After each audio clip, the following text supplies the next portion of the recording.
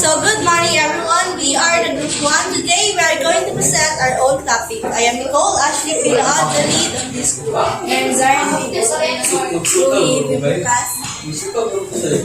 And I'm Marcel. And we are the group 1. So guys, balik ta.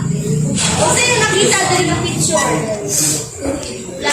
Lag. Isa pa. Camera. Isa pa. Brush sa painting. Brush sa painting. Isa pa. Ay, nakakalaw ka. Kanan. So, na may idea kung saan mong topic karoon? Sa man. Balik sa mga drawing siya. Photography. Media. Okay, here's our topic. Functional. Media-based arts and design in the Philippines and analysis of photography and film. So, as you can see, Dia is, ang among topic is all about sa photography and film sa Philippines. Iyang history. Kaya di ba, ang photography and filming is art magsiya. So, it's a media-based arts and design in the Philippines. So, ang sa history sa or yung sa pag-introduce sa photography and filming din sa Philippines. Kani kayo mag-focus sa mga country. Okay, group 1 is Laod, Cusirin, Lucas, Bingat, Baranza, Sanchez, Quijano, and Orsal, but some of them are wala, not present. So, first to tackle is about photography. Di ba ang topic is photography and filming. So, in a photography, ati kasi, yung filming of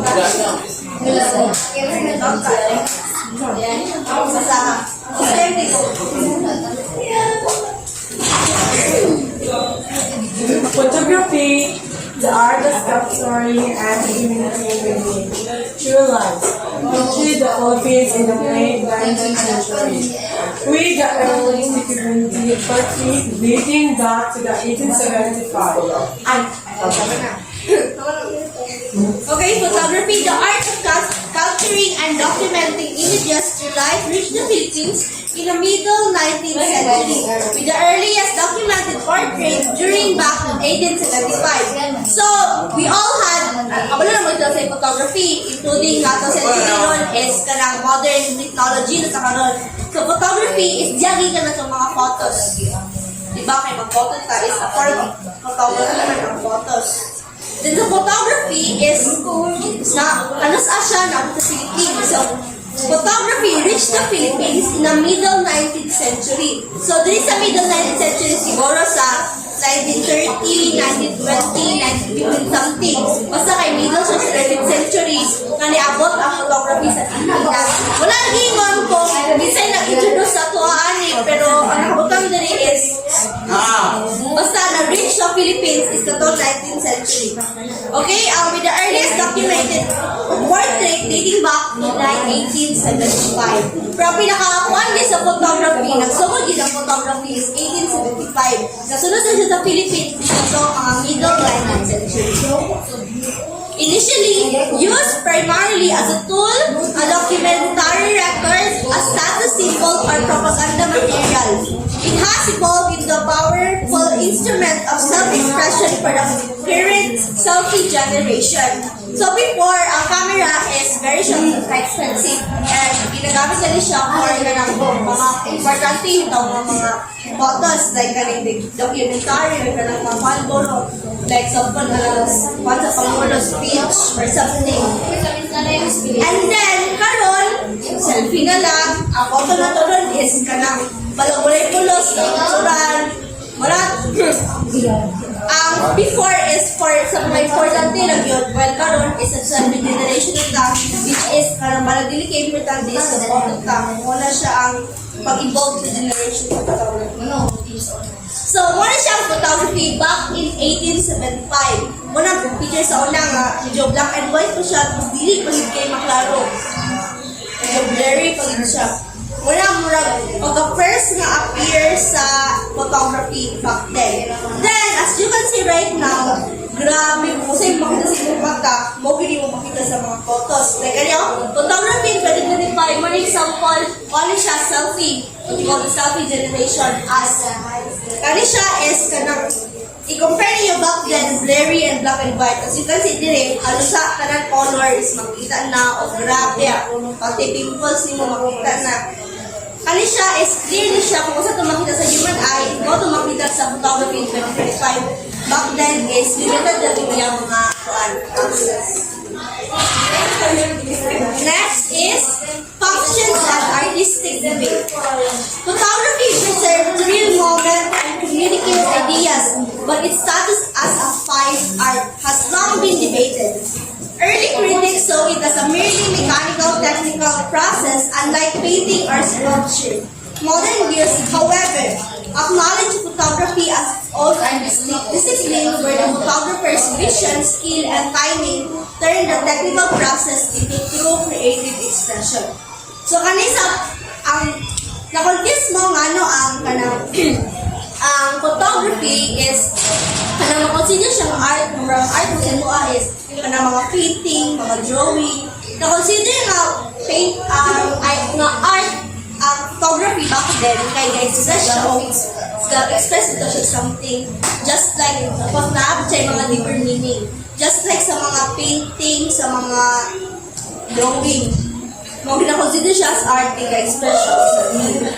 Tapos, but it started as fine art as long as it. Sa una mga god, kaya din pa rin sila sure kung art magiging of photography. But, na-confirm na yung art is photography. Sa una is, kani siya, ilang pananaw na kay mechanical, technical process. Marag ka lang sa kwan na good. From the word mechanical, technical, marag diligid sa painting ba, mga hinaguan lang. Or sa mga drawing, na kanalagi, storybook. Kasi pindi sila sa una kung art ba ni Erdili. Where the photographer vision, skill, and timing turns the technical process into creative expression. Next is ang notable Filipino photographers. Moni ang mga sikat na Filipino photographers here sa ating bansa.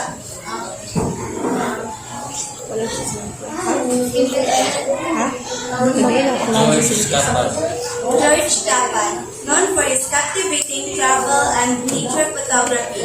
Tapan is an ASEAN Tourism Association Gold Award and a recipient of the prestigious National Geographic Photo Contest for his work into the Green Zone 2011. Si George Tapan daw is karang sikat siya photography and karang ginakapture niya karang mga photos is kanang all about sa kanang kanang travel and nature. Siya kay kanang dailhan siya sa iyang photography nga Green Zone of kanang siya po kay kanang gold award na. And mo rin ang Green Zone nga kanang dailhan siya. John P. Chua, a respected commercial and branding photographer. Chua is celebrated for his dedication to capturing the beauty of the Philippines, exemplified by his work, Cebu's Fish Sanctuary. Si Kim Chua daw is kanang naihan po siya tungod sa kanang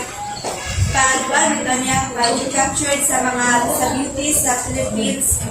Karang kalahian nila ni George Tapan is kani kay focus or yung highlight sa iyang mga photography is kanang all about sa Kuanrang Philippines kaya si George Tapan travel and nature of kanang nailan po siya masisikat siya kay katong iyang i-capture nga Cebu Fish Sanctuary.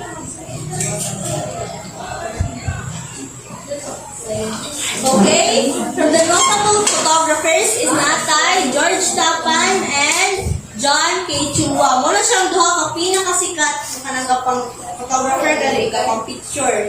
Si George Tapan, ang katong nature and travel.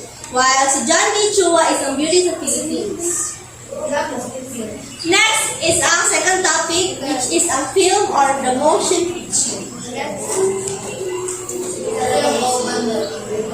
Part of film motion picture. Film, a series of still photographs projected in rapid succession to aid the illusion of continuous movement through the optical phenomenon known as resistance of vision. These are probably the most popular experimental art form of 20 and 21st centuries, specializing in narrative presentation and eliciting strong emotion. Kani siya, motion pictures of kanang murag na kung siya video pero ka-take siya short. Kung unsa ang nasa picture mo gid ang naagid sa kanang makita mo gid mo makita sa personal. So pali siya popular siya sa 20 and 21st centuries.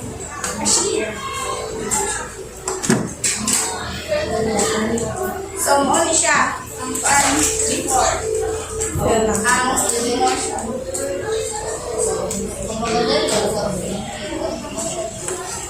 Next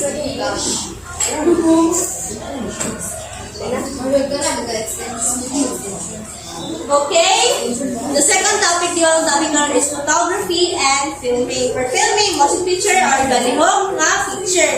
Then, sa una mo ni ha, as you can see, itong putol, marara picture ng ikang sunod. Di ba yun kayo magklaro, bae ba na, or laki ba na, or saan na sila. Ano siyang filming di sa una, itong pag-introduce na sa world. So, history of Philippine cinema. As you can see, gayon na is takot na sa history sa photography. Katong, nasubod ang photography sa, like, sa siya nagsubod sa the years. Then ganin, mo rin siya ang history sa filming or sa Philippine cinema here sa Philippines. Okay? History of Philippine cinema. The first films were shown in the Philippines on January 1, 1897. So, pinakauna ang film na ilang ipakita din sa Philippines katong January 1, 1897. Grabe, New Year, January 1.